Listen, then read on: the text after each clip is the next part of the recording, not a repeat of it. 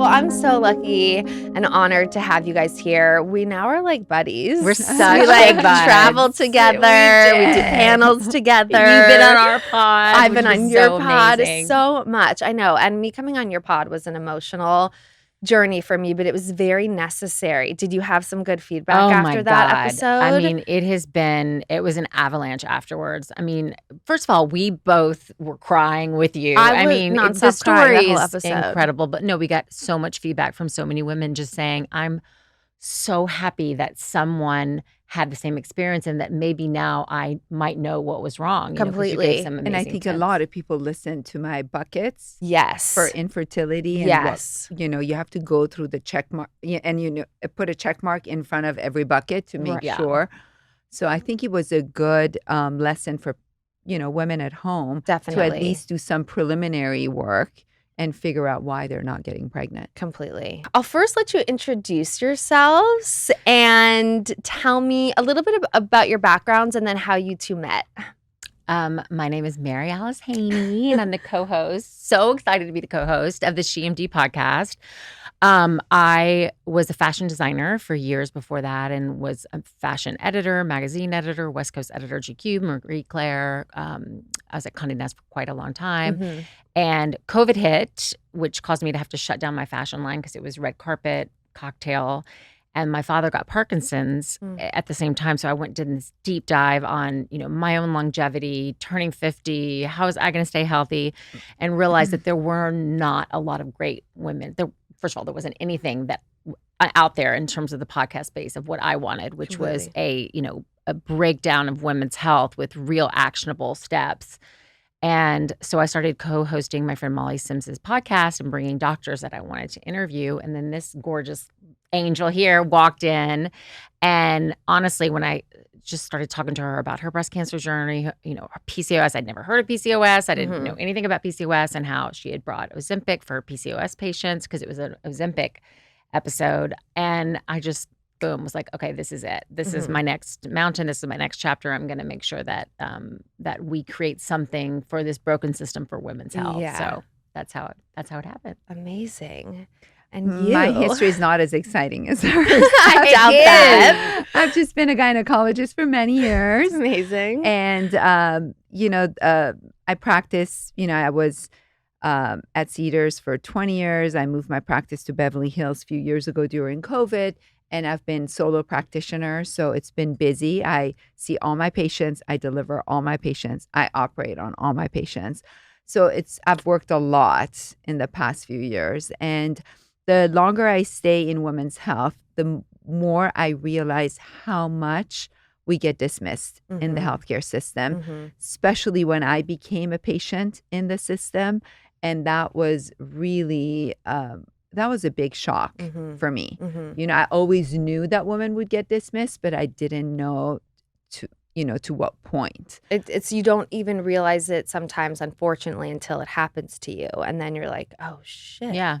Like, this is happening If it's to happening everyone. to you, yes. other women don't have a chance. Exactly. Have a chance. Exactly. I was a good advocate for myself. I was super well educated on all women's health topics. Yeah. And I was being dismissed. And my doctors were calling me crazy and paranoid and anxious. And, and during all that time, cancer was growing in my breast.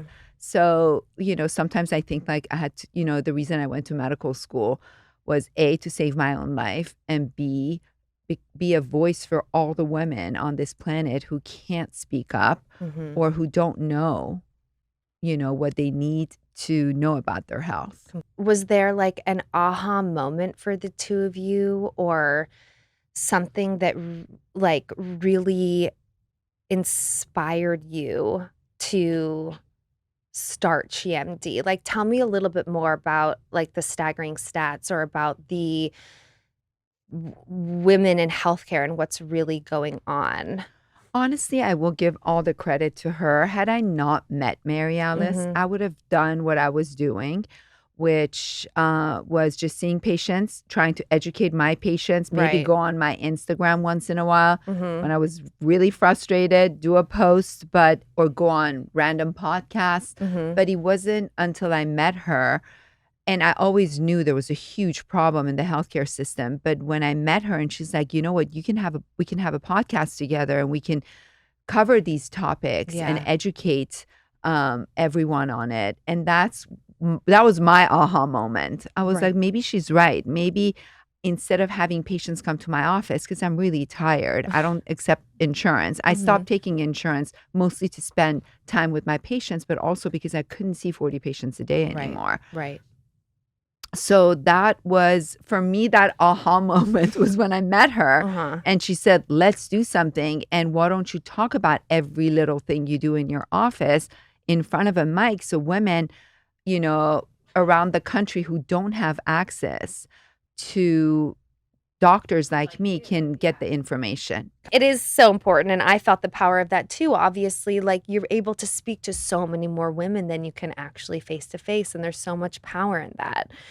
We also talk a lot about, since we started SheMD and then since we started the PCOS platform, which is called OV, it's been the craziest experience for me because I've had several companies, I've had lots of different careers, and it's difficult and it's like this and this and this. This has been this kind of organic. I mean, it's sort of, we say we need something and then it falls from the sky. We sort of, it's just been this, and I think it's because our mission is so pure. You know, the women that come on our podcast, including you, that talk about their really, you know, these celebrities don't talk about anything. Right. They talk about their most personal health issues. You know, 2 months into it, Olivia Munn came out and said that Dr. Aliabadi had saved her life with breast cancer. I mean, it was just, then that skyrocketed the podcast, and then it became this, and then this, and I just say they're like little God kisses along the way, which has never happened to me before in a career. But that's how you know it's so meant to be. Yeah. And obviously, like how organic it is, that's like people must really, really need it if everything is falling into place. I mean, I will tell you, I go to parties in LA and I have random people walk up to me and say, I want to hug you. And, you know, I don't know who they are. Of course, I love hugs. I always hug them. But I've had several women tell me because of our podcast, they were diagnosed with breast cancer. They pushed for an MRI when their doctor said no. And, you know, they diagnosed their endometriosis. They checked their egg count. So, and that's, I think, the most amazing part of all of these podcasts. Is being able to like touch actual women and making actual changes in their lives completely with education. With education without them having to pay. That's the best part. Completely. Because that's what's so hard about healthcare in this country is that it's so classist. Like you don't have access to the best healthcare if you can't afford it. And it's so sad. And, you know, I want to make a comment on that because people criticize me because I don't take insurance and my office is expensive. I agree. But if a medical practice, a physician has 2 people working for them, I have 12 people in my office. And I spend a lot of time with my patients. And when you come for a well woman exam, I check you from your head to your toe, from cardiovascular referral to colonoscopy to hair to perimenopause to genetic testing, imaging, pelvic ultrasound. I mean, the list goes on and on and on and on. So for that, I need time. So someone like me I cannot see 40 patients a day. You cannot give good care if you start seeing 40 patients a day. So the way the system is set up right now with the insurances allowing 10 minutes for these poor doctors to see patients, that's why patients get so frustrated. And on top of that, you're a woman, you're you know, in the healthcare system, as a woman, you're crazy until proven otherwise. On top of not taken seriously. So it's just the combination of things. But I think the most important factor is lack of time for physicians to spend time with their patients. If someone comes on our podcast and, like you said, realizes I have terribly painful periods, well, that's not normal. That's probably endometriosis. So they're then educated before they walk into that doctor's appointment. Completely. They have that 10 minutes. They're able to really, you know, education is the great equalizer. It's so true. So it's you know, it is, we're trying to, this is our way of trying to fix this broken system. Right. And like democratize healthcare a little bit. So what are some of the most common things that women think they know about their bodies but get wrong? That you only get pregnant on the middle of your cycle. So that's false. Well, you can get pregnant anytime. You can at get any point of your pregnant cycle. anytime. If you travel, if you're stressed out, you can push your ovulation back and forth. Sperm stays around for a few days. Egg stays around for a few days so they can overlap. So it's not always at the time of ovulation, couple of days, and then you won't get pregnant. I think what else? There's so many I can think of. If you still have your periods, then you're not menopausal. Or if you have your periods, then you're not perimenopausal, meaning before menopause. That hormone replacement is very dangerous. Oh, the best one. Here's the good one. Yes. Birth control pills make you infertile. Yeah. I hear that all the time. Oh, doctor, I don't want to take birth control because I'm going to be infertile. That vaginal discharge is abnormal, that any vaginal discharge needs to be treated. That, it should always smell like flowers down there. That's just wishful thinking. That's something that I didn't know. I was like, it should smell like roses and gumdrops. No, I mean, all it's the like time. you wanted to, Yeah, but you wanted you to. know realistically it doesn't. And so you have to know that other women's don't as well. Right? Right. And the other thing is about breast imaging, that mammograms have a lot of radiation. They're dangerous. Oh, here's another good one. If you don't have anyone in your family with breast cancer, then you do not need a mammogram as often as everybody else, which is false. 85% of women who get breast cancer don't have anyone in their family, and less than 5% of women with breast cancer have a genetic mutation associated with it. So there's just a lot of misconception. And once again, that's why it's so important to be educated, right? In order to be your own health advocate, you need to have the information. You need to be educated. So I always say, know your body. People still confuse bladder infections with vaginal infections, yeast infections with a UTI. I don't even know the difference. They confuse herpes with HPV. I mean, the basic knowledge is not there. And on top of all this, the top two causes of infertility, which is PCOS and endometriosis, most people don't even know what that it they is. have it. Or what it is. So they don't even know what it is. Lately, they have heard of it, but they still don't know what it is. The top two causes of infertility in women. Interesting. It's crazy. All right, let me put you onto something that's totally shifted the way that I understand and connect with my body, the Clue app. The Clue app is so much more than a period tracker. It's a smart, science-backed tool for understanding your full cycle, your hormones, and how they influence everything from your mood to your sleep to your energy levels. If you've ever been dismissed with it's just period cramps or felt like your symptoms were minimized, Clue is here to say, nope, this is real, and here's the data to prove it. Clue is the leading women-led menstrual and reproductive health app built by a women-led team of scientists and downloaded by over 100 million women around the world. What sets it apart? It's data-driven, evidence-based, and deeply respectful of your experience. I've used Clue for a while now. I use it to track everything from my PMS symptoms to anxiety patterns, energy shifts, and sleep. It's helped me better support my body through it all. Plus, it's a Berlin-based company built with data privacy at its core, so your health data is protected under strict European privacy laws no matter where you live. If you're curious to try it, head to helloclue.com and use code WIT at checkout for 90% off an annual Clue subscription. That's HELLOCLUE.com and use code WIT for 90% off 12 months of Clue Plus. The Clue app is available on Android and iOS. Project Runway is back in dramatic fashion, and the icon Heidi Klum returns to the mother of all fashion shows, now on Freeform, Hulu, and Disney+. Project Runway is a place where dreams come true, and I, for one, am so excited it's coming back. I was always the biggest fan of it. Watching the behind the scenes is so my thing. World-renowned fashion designer Christian Siriano will mentor 12 designers in the ultimate competition of creativity and passion. This season is full of exciting new challenges where the designers have to create eye-catching looks under intense pressure, and pressure leads to the best drama. Expect Expect fierce rivalries, unexpected meltdowns, jaw-dropping reveals, and those unforgettable fashion moments we just live for. Because as we know, in fashion, one day you're in and the next day you're out. Fan favorite judge Nina Garcia is not easy to please, and new judge Law Roach will be your new obsession at the runway show. The designers better bring their best in front of Law, or he's gonna let them know like only he can.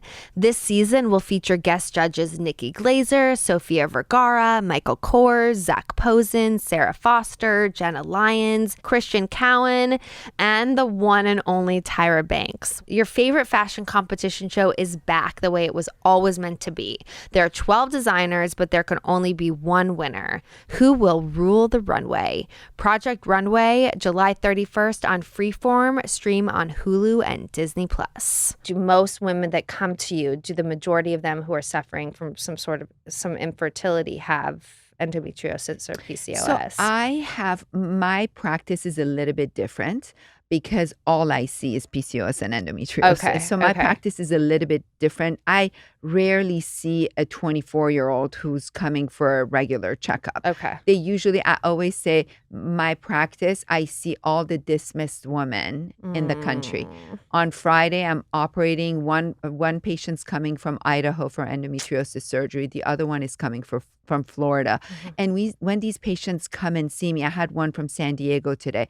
When they come to see me, I'm like, why? There's really no reason for these women to have to travel across the country to come and see me, to diagnose them and validate a diagnosis in them that affects 10% of women. You know, they say endometriosis is 10%. I think that number is a lot higher because these patients don't get diagnosed. I think it's anywhere from 20 to 25% of women could have it. But my practice is a little different because that's all I see. All you see. You know, so these are patients who've been dismissed for years, chronic pelvic pain. I had a patient a few weeks ago.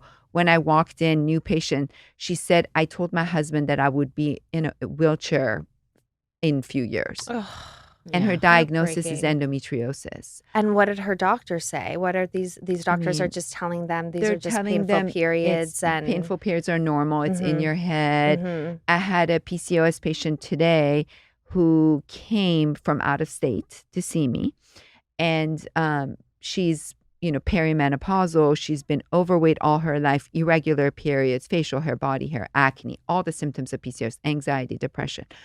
And she said every time she would go to the doctor, her doctor would say that she was probably overeating, that she should basically zip her mouth and eat less.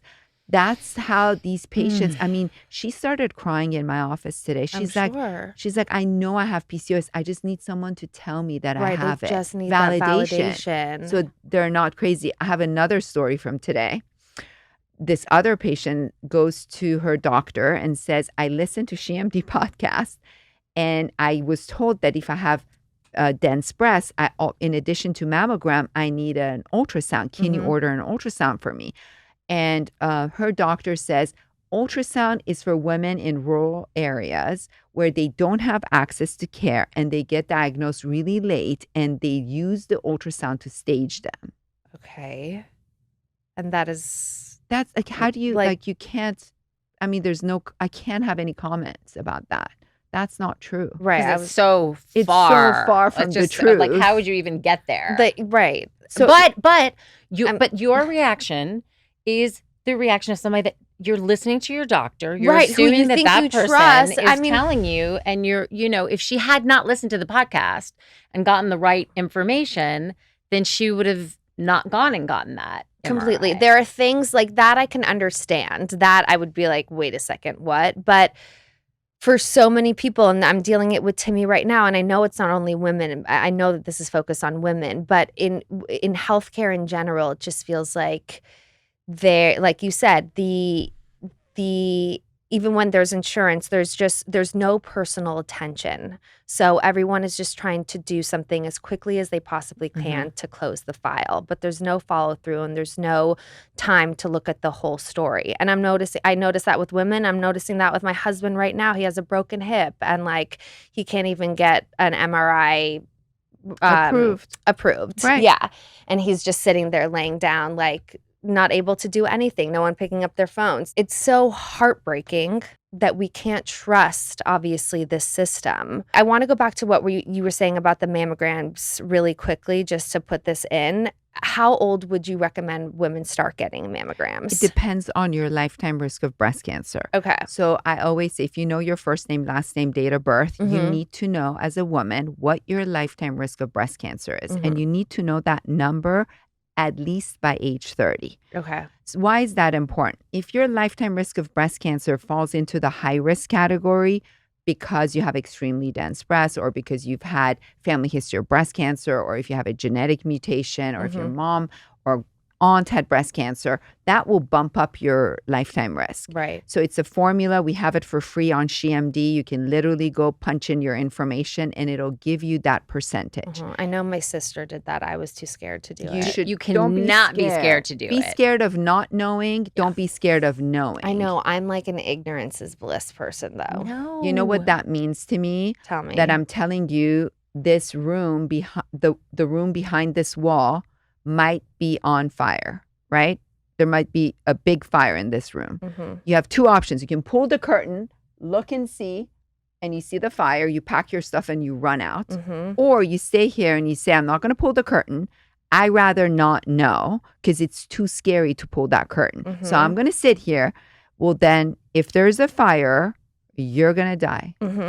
So that's how I look at it. Yeah, totally. I know when you put it like that, which it is, it's life or death. That completely and makes especially sense. with breast cancer, because if you catch it early, it's so treatable. Right. You know, it is scary. And listen, I have so many friends right now that have breast cancer. We talk about this all the time. There seems to be such an uptick in really young women getting breast cancer, which is even why it's more important that you know your lifetime risk. I know. So to answer that question, if your lifetime risk of breast cancer falls into the high risk category, meaning 20% or more, you have to start breast imaging as early as 30. Okay. And that imaging needs to be mammogram. For dense breasts, we recommend 3D mammogram. If you have dense breast tissue, in addition to mammogram, we do an ultrasound. And for patients with a high lifetime risk, we add an MRI, breast MRI. Okay. So the most common types of breast cancer, which is the ductal carcinomas, are easily picked up on mammogram. But the second most common type of breast cancer, let's say lobular breast cancer, sometimes those are more difficult to diagnose on mammogram. And the MRI and ultrasound are helpful to diagnose those cancers. So it's not true that, and you were asking at the beginning, what do we not know? Most people think they need to start mammograms at 40. That's what I was told, and I just turned 40. And that's what doctors tell you all the time. But if that lifetime risk is higher than 20%, you should start earlier. So if you're low risk, average American has a 12.5% chance of getting breast cancer.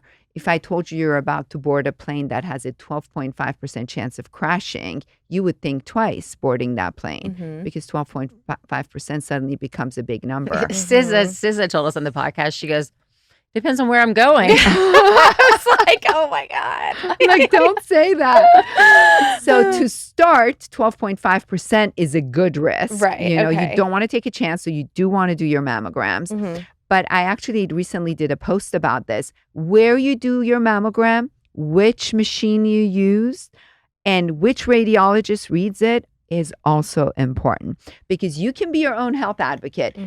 Go on SheMD, calculate your lifetime risk of breast cancer, and it shows up at, 25%, 30%, and you're 34 years old. Then you have to go to your doctor and say, my lifetime risk is 34%. So you need to give me an order for mammogram and ultrasound. And in 6 months, I need to do a breast MRI. And if you have obviously any family history of cancer, especially breast cancer, ovarian cancer, colon cancer, there are certain criteria for genetic testing. If you meet that criteria, you should take the genetic testing. In my office, I do the MyRisk test. So you do all that information. You collect all that information. You go and ask your doctor for these prescriptions. So there's still a lot of women go to their doctor and they tell them what their lifetime risk is and how they need all this imaging. And their doctors are telling them, no, you're too young, come back at 40. That's why these patients sometimes show up at 39 with stage 4 breast cancer.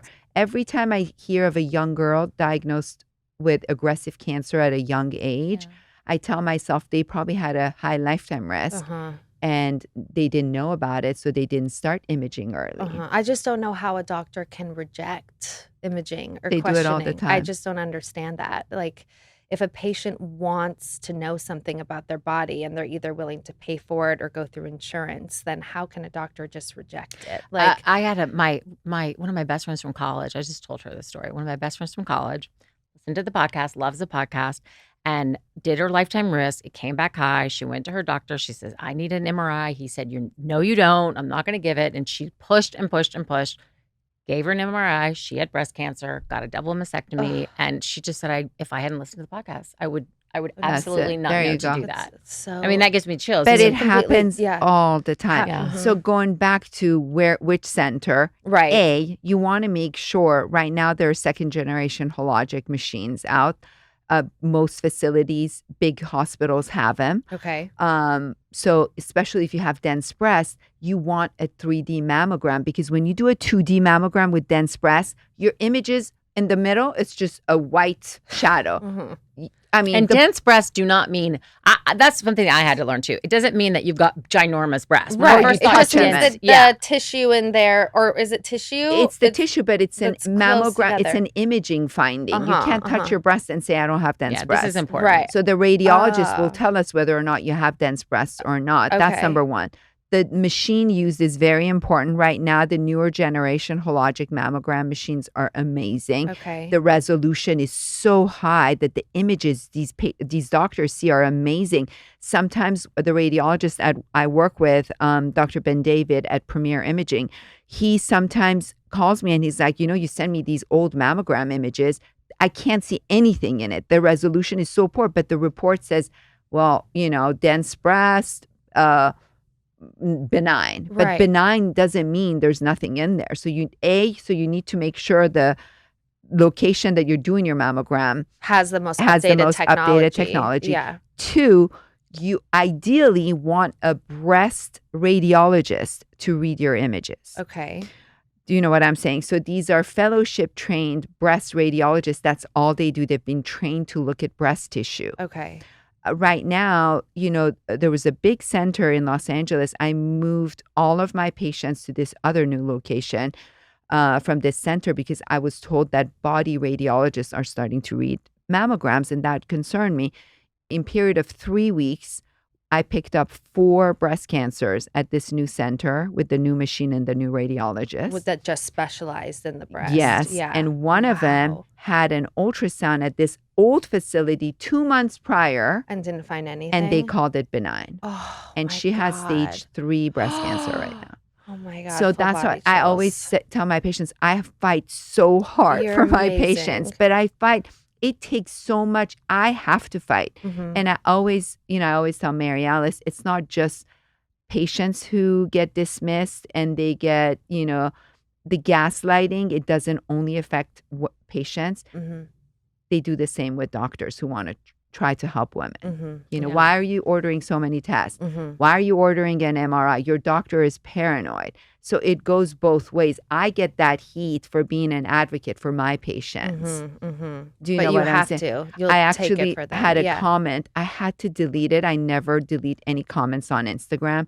This one I deleted last night and I sent it to her. I just, This attorney, they did a cover on, they did a report on, what do you call it? they did an article on her for the LA Times. Okay. They did an article on LA Times about me, which I didn't, You didn't ask for I didn't it. ask They just for did it. Okay. But they just did it mostly probably because of the patients, not Mhm. because of me. But Mhm. this article came out, and there was a post on Instagram, and this attorney underneath wrote this long paragraph saying, this doctor is diagnosing everyone with endometriosis, scarring them. And it was just so ugly and it was so bad. And I called Mary Alice. I'm like, you see, it's not just the patients. I get bullied for wanting to help these women. Completely. I have a path report to show every single patient. But I've because you're taken- And she takes successful, videos, and and you're takes videos. successful in finding these Yeah, things, all of it's a sudden unreal. you are But- looking for it, and But I yeah, don't know if it's about success. I don't know what it is, but I was heartbroken. I can Because imagine. I'm like, if there's one person I've dedicated my life to endometriosis,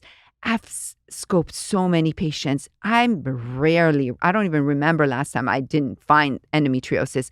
My team in the operating room, they make fun of me. They're like, finally, we're going to get you someday when you bring a patient who doesn't have it, but then to have this male attorney who, to go on my Instagram and write a paragraph about how I don't know what I'm doing. Yeah.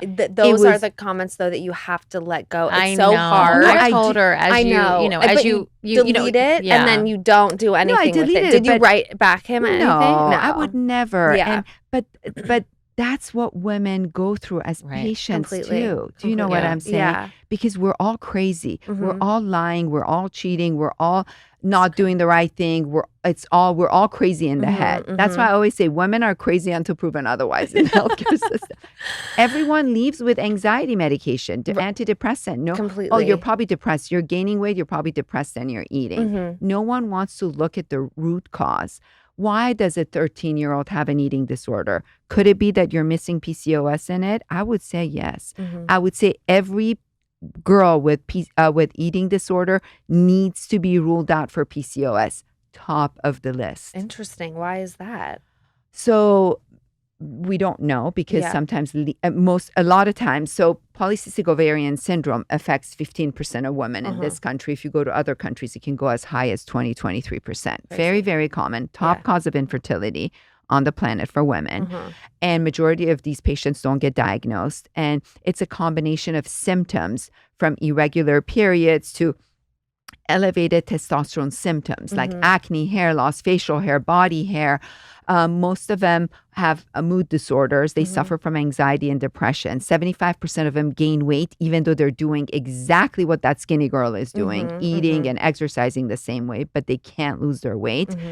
And a lot of them have an eating disorder. Right. And I always say, if you want to find PCOS patients, go knock on the doors of these eating disorders. But what do?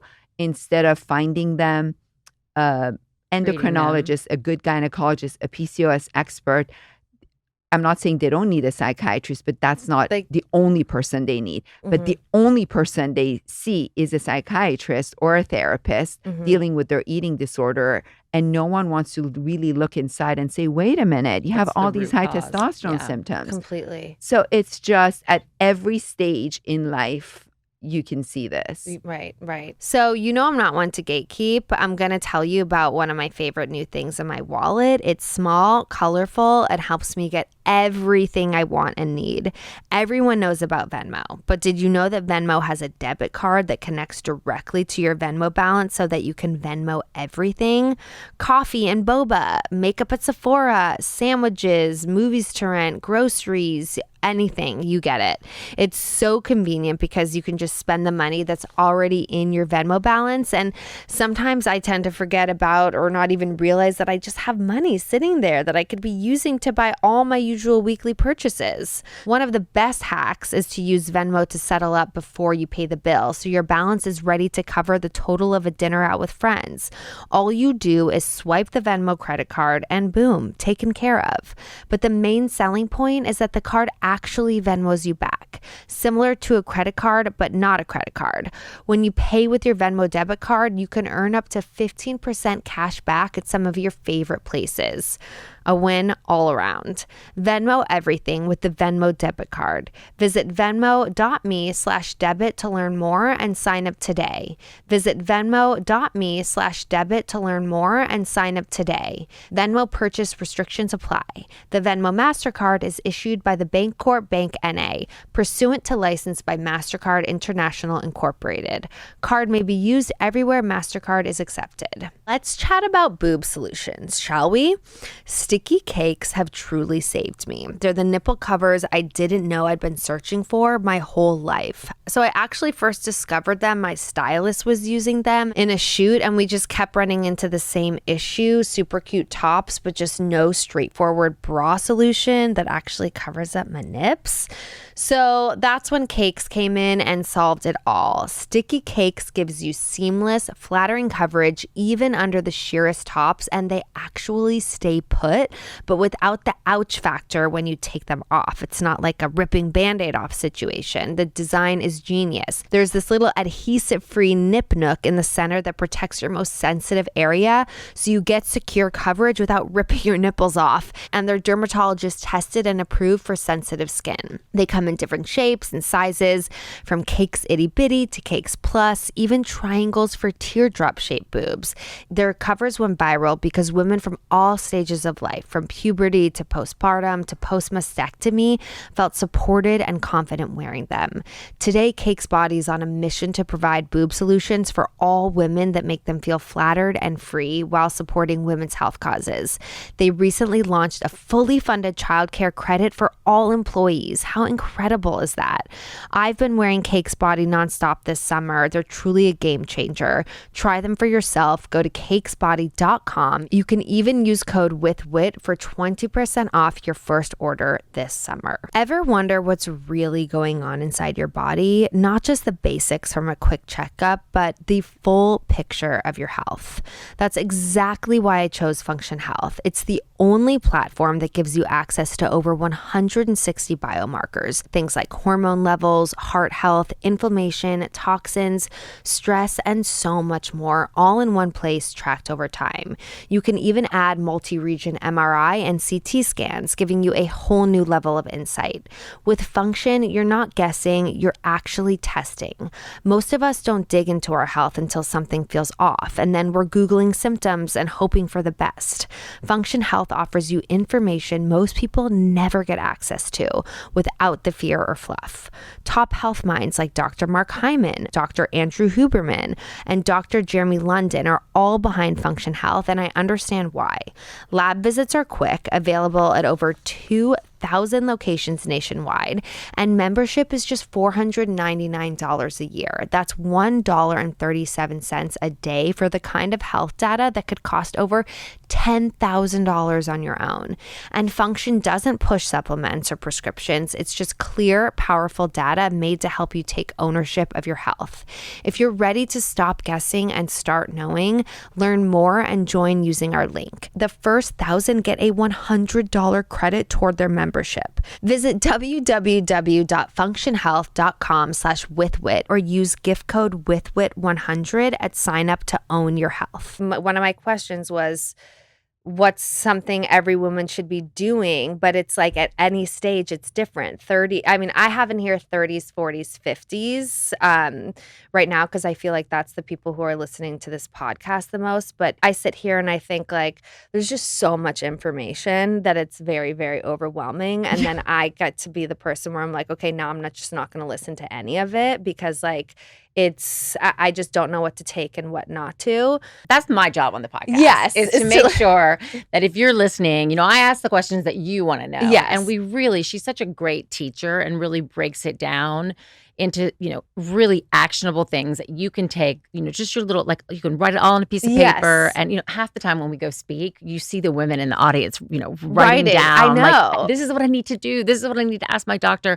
So I think you're right. That's why we started the podcast, because there wasn't a place that really talked about each of those issues that you're talking about, and in a way that was bite-sized. Yeah. But you know what we do, which makes it easy. I know it's overwhelming because we're like randomly talking about breast cancer and PCOS and endometriosis. True. It's also just the nature of the conversation. But at SheMD, we take one condition and we dissect it. Okay. We say what to look for, what to ask your doctor, how do we treat it, what are the treatment options.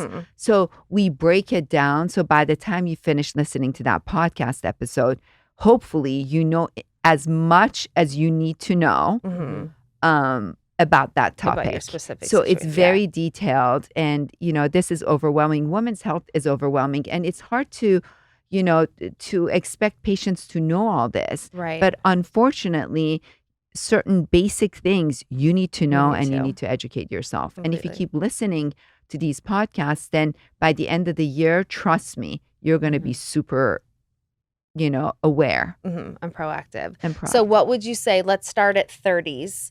Like some things that women can be doing, like best things that we should be doing for our health. The number one thing, I think every single girl who wants to have a family in the future needs to know her egg count, period. Okay. And I would start that way early.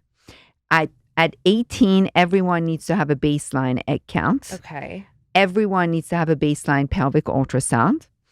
And their symptoms should be addressed. Painful periods, even in a 14-year-old, is not okay. Mm-hmm. Acne, hair loss, facial hair, body hair, weight gain, irregular period is not okay in a 15-year-old. Mm-hmm. That's probably PCOS. Or an It's so good 18-year-old to know or- because it's like irregular periods we were just told our whole life, like, ugh, just having a really bad period. Like, what can you, it's like, I get a heating pad and take some Tylenol, And periods can have pain with it. Mm-hmm. But if you're staying home, if you're ending up in the emergency room, if you're calling your mom to pick you up from school, if you go to your doctor and you say my periods are painful, those are all red flags. Mm-hmm.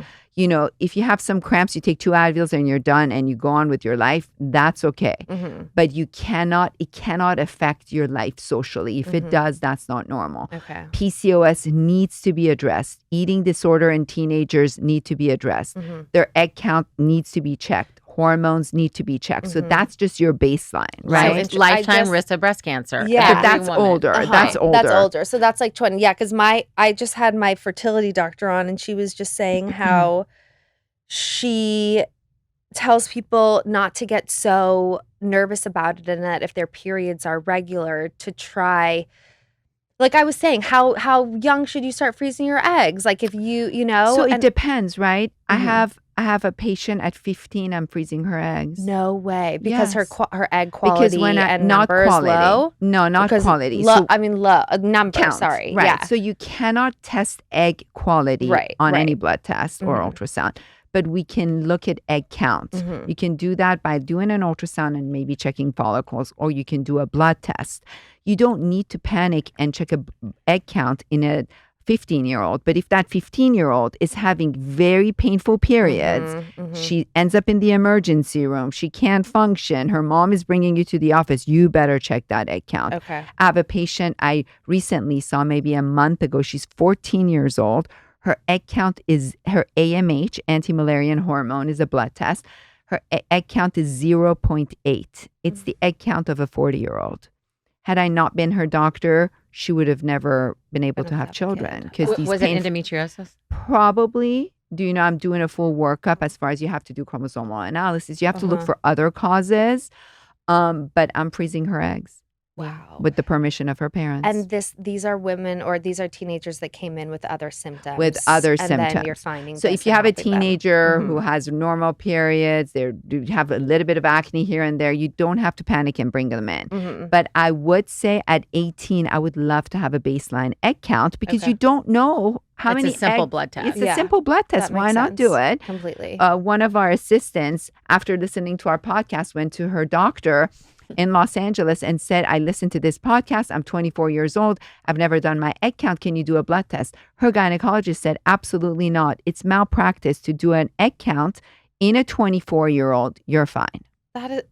That's not true, right? That's not true. That's what I'm saying. And I'm bringing it up here. Right. I'm like making sure, but Yeah, it's like I when know. a doctor tells I you know. that something's if she hadn't been malpractice, listening to the podcast, she would think right? that was Exactly. So We need I to- would yeah. say 3 years before first intercourse or age 21 is the first time you start doing pap smears. If you're Okay. sexually active and you're young, you start doing your STDs every single year, Mhm. even if you're 15 years old and you're sexually active.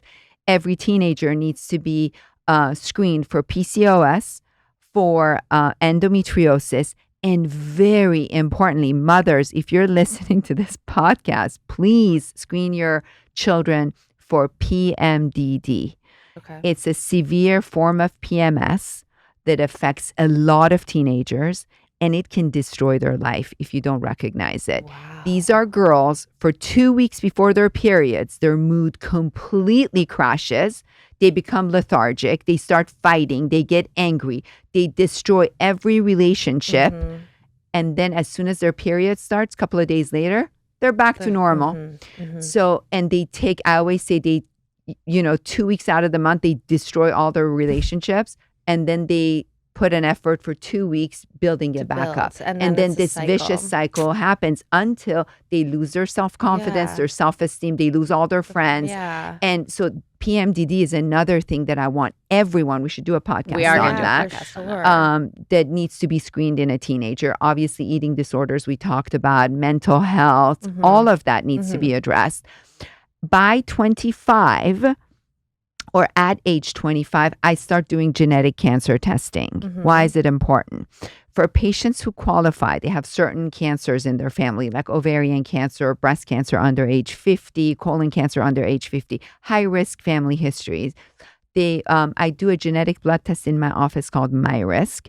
The company is called Mary Alice. And basically, we check for 48 cancer-causing genes, which is very important. Why is it important? For example, I'm sure you've heard of the BRCA gene. Angelina Jolie had it.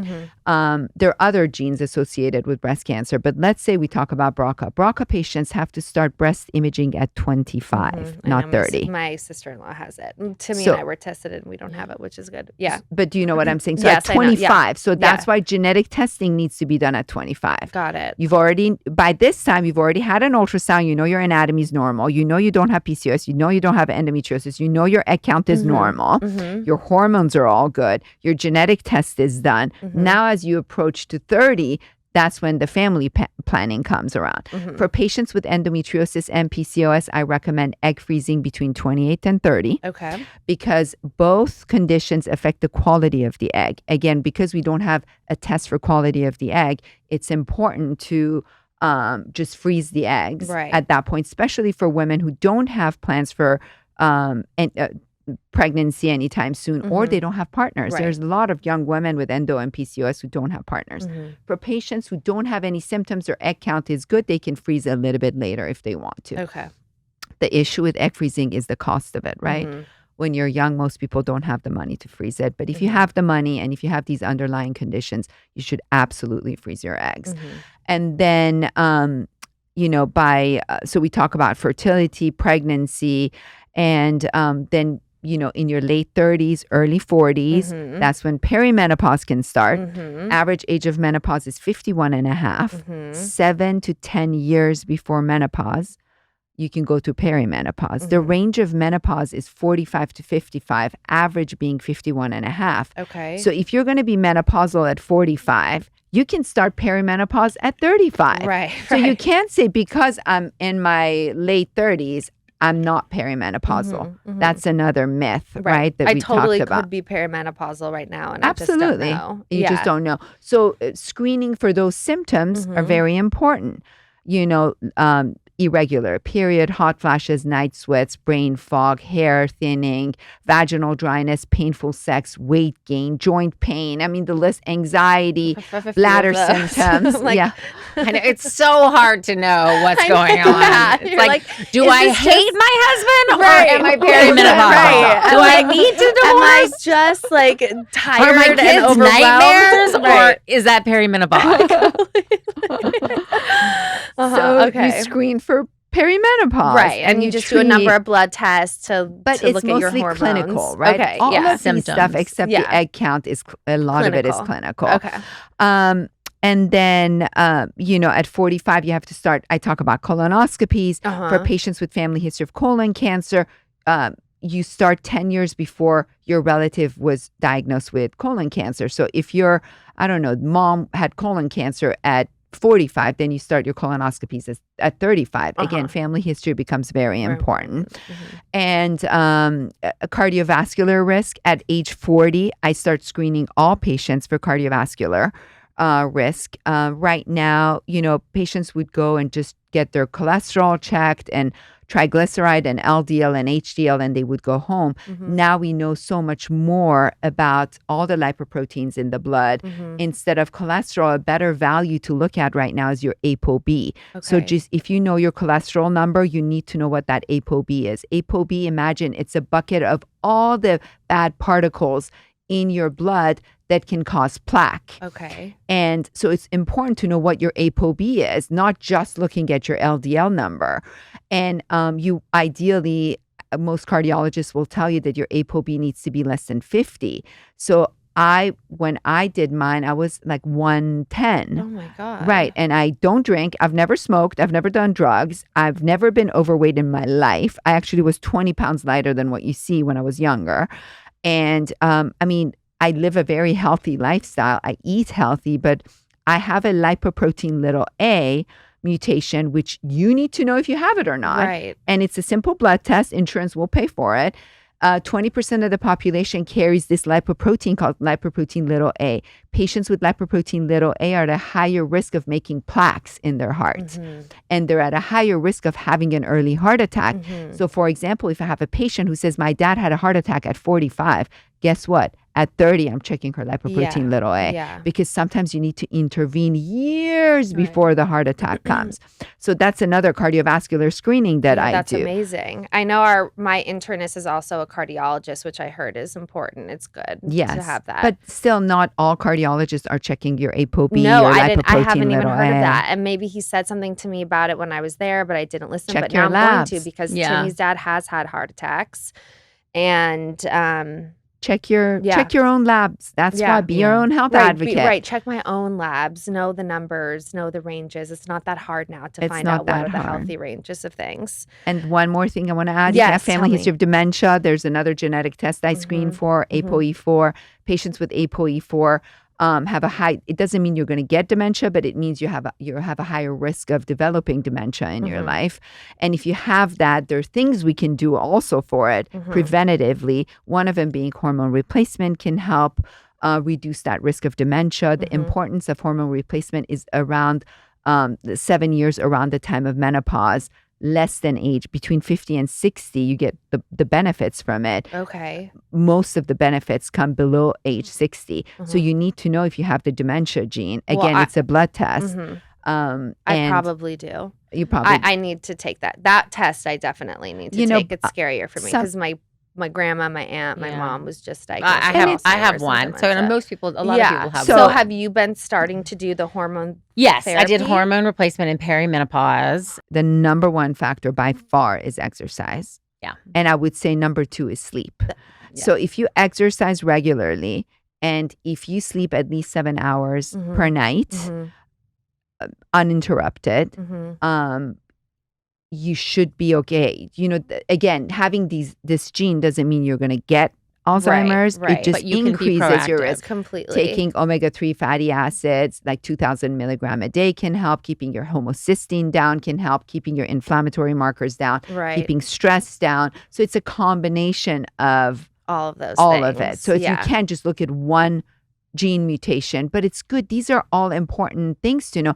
I'm being treated right now because I have that lipoprotein(a) with a medication called Repatha that will lower the risk of plaque formation in someone like me because I carry that lipoprotein(a) and my ApoB was high. So otherwise, in a regular blood test, you would have never picked that up. And my coronary calcium scan, by the way, another thing, at 50 or 45, depending on your family history, we can do a coronary calcium scan, which basically is a screening test to look at plaque in your heart. So again, you do that every 5 years. A lot of my patients have never had it done. Again, you need to ask for it. And it's also important to know that even with a negative coronary calcium scan, especially in women, you can have plaque formation in your neck. So doing a neck ultrasound and looking for early changes of plaque formation in your neck is also important. So my point is, look at all the things that is involved in a well woman exam. Can you achieve all this in 10 minutes with insurance? Definitely not. So what do we do? Right. We have to listen to a podcast, take our notes, and then create our own team of experts. Create your own team. And, hopefully we're going to have robotic doctors that we can literally sit at home and have these conversations. And the robot will ask you for your coronary calcium scan, your lipoprotein(a), your ApoB, your ApoE4, for endo, for PCOS, for egg count. Time. Yes, a robot can see thousands of patients probably at the same time. And you're not worried because at that point you'll be retired. Oh my God. I would. She can't wait. Yeah, for that to happen, because you just know how like how amazing it could be. I rather not have a job, but Mhm. have women be safe Completely. That in makes the so much hands of a sense. robot. Mm-hmm. Anyways, I know it sounds bad. No, but it doesn't at all. I completely, I think you understand how probably smart and in depth they can be, and and they that will there's never human dismiss error. you. Yeah. If you say my periods are painful, the robot will screen you for endometriosis. Mm-hmm. If Like you say Big you have Hero. irregular period, you gain weight and you can't lose it, and you have acne, and you're depressed and anxious, the robot will say you have PCOS. Mm-hmm. It's Yeah. so true. Even my ChatGPT is nicer to me than my doctors are. Don't you like it? It always starts with It's a positive. It's always. I love it. It's like that's definitely not weird that you asked that, Whitney. It's like always so polite. Yes. Okay. You've gotten into so many good things. If your younger self could listen to your podcast today, what's one episode that you feel like she would need to hear? Oh my Lord. Actually, probably I just went to the doctor, the cardiologist, and found something. It's like I have a leaky valve or something. Okay. And I'd gone to him before, so he had a baseline of what it was. I would listen to that episode with Dr. Galici. It's all about women in cardiology. That's the one that kind of spits out at me. I think that would be like, oh my God. Which would be yours? Oh, you know which one. I would do my PCOS patient. Okay. Who had a severe eating disorder, who spent years, like I think 4 or 5 years, her entire teenage year. Yeah, Phoebe, Greg Renfro's daughter, who created Beauty Counter Phoebe, her daughter. Wow. If you listen to that podcast, okay, I will listen to that because I have a soft spot for young girls with eating disorder, with PCOS who get dismissed. Mm-hmm. And if you listen to that episode summarizes the life of a PCOS patient with one difference. Phoebe, 25% of PCOS patients are lean. They don't have really weight issues, which she didn't. But that summarizes what a PCOS teenager goes through. Feels like. And I would, if I could, I would force every mom on this planet, mom of a daughter, to listen to that episode to make sure they're screening their daughters at home for all these symptoms and not dismissing them and not just constantly talking about food with these patients because that's just poison. I'm going to keep doing it because, women, we just have to stand up for ourselves for each and other. And for those that aren't as blessed as we are. Completely. All right, some quick rapid fire. Okay. I love a rapid fire. Okay, good. First jobs. Medicine, like my practice. That was your first job. That was my first ever. job. I was privileged to grow up in a family where education was very important and there was never a financial pressure. So my first job was my practice, which is dangerous, right? It was like literally I was thrown into private practice. Completely. Never did. I'm like, 16 was a gift wrapper at a boutique. That was my first job. My first job was as an intern at the Paris office of Harper's Bazaar. Oh, it was really great. Amazing. No. Both amazing first jobs. Okay, health trend you're over.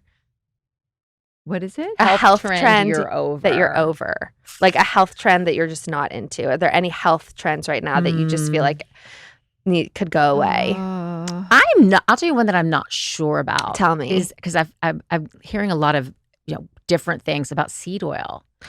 Everybody's saying it's the devil, it's the devil, it's the devil. And then you're hearing, actually, that's not true. That's not true. That's not true. I have only heard about it being the devil. I haven't heard it. I don't know. I think it might be one of those things that comes back. I think we need to do a little more research. Research. Okay. Interesting. For me, just speaking for myself, is high impact exercise.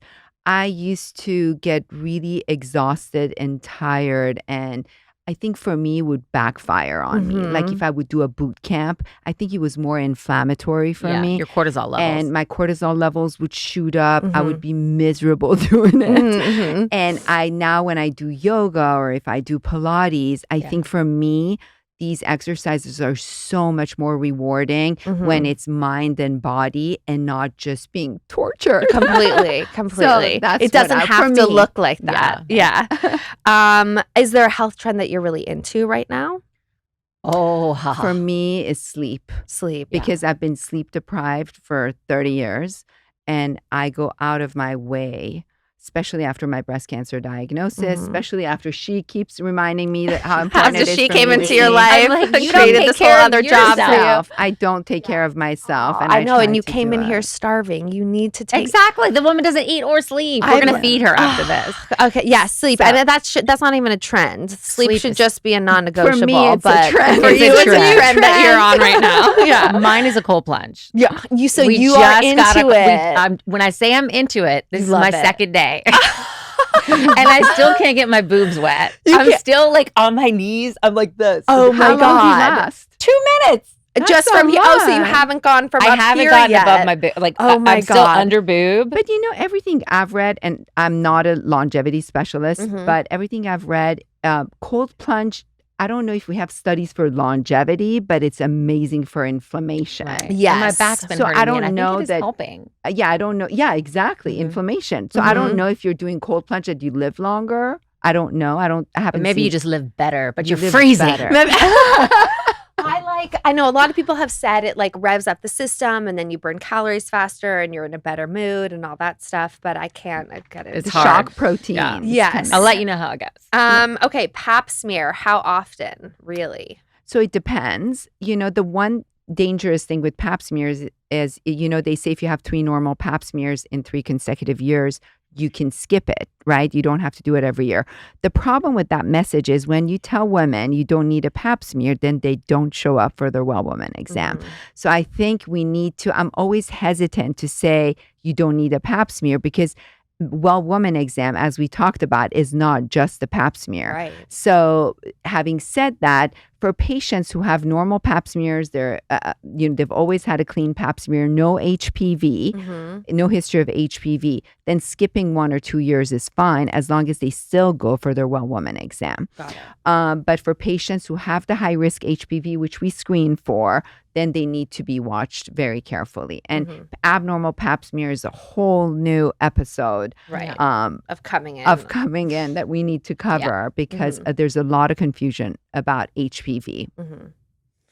This is reminding me how I need to make a mammogram appointment and pap smear Or your lifetime risk of appointment. breast cancer. And And take please the don't call your annual well woman exam a pap smear appointment. I won't. Because that makes me twitch. Okay, I promise I won't. But is well woman something that you've coined, or are my doc? Is that no, what I'm it's what we calling- call. That's what we call call it. our well woman exam. Okay, Yeah, I didn't even know that. or your I didn't know annual that either. exam, My or your annual- physical exam. But it's not my pap smear exam. I just want it's that and Yeah, it's all the things that I covered, right? Including Yeah. the pap So smear. right Yeah. now, most of the time, 95% of women who go for their well woman exam or annual exam, they get a pap, they get asked for an STD check. The doctor does a breast exam. If they're 40, they get a mammogram. They talk about birth control and out you go. Mhm. That's it. not a well woman exam. Yeah. Noted. Okay, what's your favorite body part and why? I love every part of my body. You I think it's do? really amazing. Go, Mary. Well, right now I'm really loving my boobs. Yeah, Mhm. yeah. Yeah, I'm feeling them. There, you're feeling Yeah. them. They feel good. Amazing. I would say my heart. Aw, That's my Sweet, favorite that's thing about it. special. I would say Sweet. heart. Have you ever been in a recording and had to go because someone's in delivery or something? She's missed them before. Yeah. I've canceled Yeah. it. I've Yeah. missed it. Yeah. I've moved it. Yeah. Yeah, all the time. I'm sure. Okay. She's Last two always a things. doctor first. I mean, that's what I have to say. Yeah. Much to my chagrin. Yeah. That's why Much it works. to my no, but that's scheduling why issues. it works because Exactly. we can see that Totally. and trust 100%. her. Okay. All right, if SheMD could shift one thing in the culture around women's health, what would it be? It would just be to arm women to be their own health advocates and Mhm. really open the curtain and give some power back into the hands of women. Mhm. That would be what I would think. Mm-hmm. To make PCOS and endometriosis a household name. Mm-hmm. And what's next for SheMD? Any exciting things coming up? And also, where can we find you in OV? You could find us at SheMD.com and OVII.com. And there's an actual quiz for PCOS that Dr. A questions that she gives every single patient for free. You can go on and take it to see if you have the likelihood of having PCOS. And then our social handles are at OV Health and at SheMD Podcast. Amazing. So I know we're excited. I think what's next is just, more great content, more education, just reaching, a bigger group of women. I think that it's really, like I said, every week we get these DMs and comments saying, you changed my life or you saved my life. Yeah. And I think that so I hope that continues. It's a lifelong journey for you. I mean, there will be conversations that need to be had about this forever. So, I mean, thank you from the bottom of my heart for everything that you guys have done. Thank you for having us. We love you. To create this community, honestly, seriously, because I know when I came into you, a huge thing for me has been highlighting, how to get ahead in healthcare, and especially for me, fertility. And it's been hard because I go back and forth. Like I said, I don't do all the research. I'm not so proactive. I'm very much like, I just want to live in the moment and enjoy. But that's my mom always says, like, wishful thinking doesn't get you like the life that you want.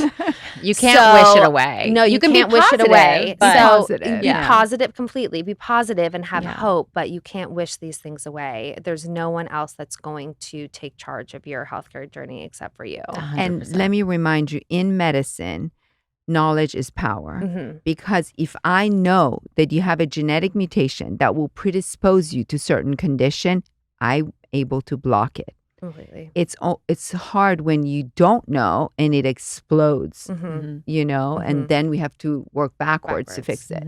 So it's always good to know, have that power, have that knowledge so you can make a difference. I know. And we can save millions of lives. There's no reason right now anyone should die of a heart attack. Really, if you know everything I covered and more, you will not die of a heart attack. If you're in the hands of a good cardiologist, you will not have a heart attack. I mean, and yet every day you hear so-and-so had a heart attack and passed away. A young colleague of mine at age 50 passed away from a heart attack. I know. I'm Completely hearing about that so much. And just like unnecessary. you said, the breast cancer too. Yeah, it's just like an it's epidemic. crazy with all the education that this is still the case. But you guys are working to change it. So thank you so much. Thank you for having us. We love you. We love you.